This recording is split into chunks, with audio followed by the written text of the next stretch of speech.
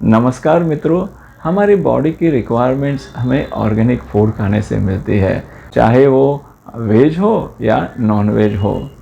और यह एनर्जी इस फूड में नेचर के वेरियस इको साइकिल द्वारा स्टोर होती है। और हर घर में इस ऑर्गेनिक फूड का कुछ ना कुछ हिस्सा एज ए वेस्टेज तो निकलता ही है, जिसे हम गीला कचरा कहते हैं। और इसकी क्वांटिटी तो हर घर में बहुत कम रहती है, लेकिन in totality for urban cities यदि हम कलेक्टिवली काउंट करें तो this will runs in thousands of ton. और इस गीले कचरे में ऑर्गेनिक वेस्ट में नेचर ने दी हुई एंट्रैप्ड एनर्जी तो स्टोर्ड ही है। हमारे इस वीडियो का मेन सब्जेक्ट यही है, क्या हम इस ऑर्गेनिक वेस्ट वेट वेस्ट को प्रोसेस कर इसमें से नेचर ने दी हुई एंट्रैप एनर्जी को रिलीज़ कर क्या हम हमारे डे टू डेज एक्टिविटीज़ की एनर्जी रिक्वायरमेंट इससे कुछ हद तक पूरा कर सकते हैं। तो चलो शुरुआत करते हैं इस वीडियो में इस टॉपिक के ऊपर। और यह बहुत ही इम्पोर्टेंट टॉपिक है, जिससे हम हमारी बहुत सारी एनवायरमेंटल रिलेटेड पोल्यूशन प्रॉब्लम्स कम कर सकते हैं और हमारी एनर्जी रिक्वायरमेंट्स को भी कुछ हद तक हम पूरा कर सकते हैं। ऑर्गेनिक वेस्ट डिस्पोजल यह बहुत ही सीरियस सब्जेक्ट है इन वेस्ट मैनेजमेंट। इसका एक्सपीरियंस तो आपने अपने घर में ही किया होगा। यदि ऑर्गेनिक वेस्ट को आप कुछ टाइम के अंदर डिस्पोज नहीं किया गया तो इट स्टार्ट्स गिविंग स्मेल। और इन अर्बन सिटीज़ और in a big villages where organic waste is collected in a big quantity in dumping yard. So if it is not disposed of properly, then it starts giving air pollution, land pollution, और water bodies इसके साथ connected है तो that also starts polluting. So it is a very big serious issue as far as our environment is concerned. अब एक question आता है, इस फूड वेस्ट में जो नेचर ने दी हुई एंट्रैप एनर्जी है उसे हम कौन सी मेथोडोलॉजी द्वारा इसे रिलीज़ कर इसे हम हमारी day two days energy requirements को पूरा कर सकते हैं। तो इस मेथोडोलॉजी का नाम है anaerobic digestion method, biogas plant. इसमें ऑर्गेनिक वेस्ट को क्रश कर एक एयर टाइट कंटेनर में विदाउट ऑक्सीजन इसे डिकम्पोज किया जाता है। इस ऑर्गेनिक वेस्ट को प्रोसेस करने के दो तरीके हैं।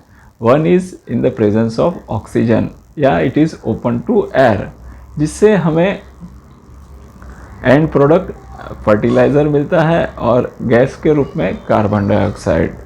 यदि इस ऑर्गेनिक वेस्ट को हम विदाउट ऑक्सीजन या इसे एयर टाइट कंटेनर में डिकम्पोज करें तो इसके डिकम्पोजिशन के बाद हमें fertiliser in a liquid form और in gas form we get methane as a main component.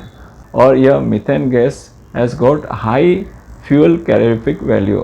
इस मीथेन गैस को आप प्रोसेस रिफाइन कर एज ए फ्यूल आप अपने डे टू डेज एक्टिविटीज़ की बहुत सारी एप्लीकेशंस भी आप इसे रन कर सकते हैं।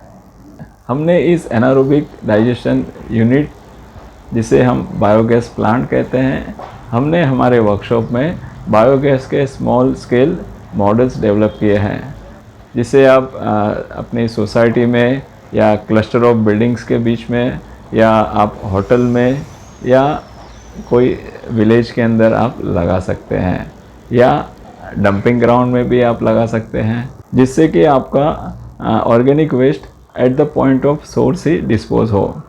और इस यूनिट से मिलने वाला end product first is your liquid fertiliser. इसे आप अपने गार्डन में यूज़ कर सकते हैं या किसी एग्रीकल्चर पर्पस के लिए आप इसे दे सकते हैं। It is a excellent fertiliser. और second your by product is your methane gas. इसे आप एज ए फ्यूल यूज़ कर सकते हैं। हमने छोटी छोटी बहुत सारी एप्लीकेशन इस methane gas as a fuel use कर डेवलप की है।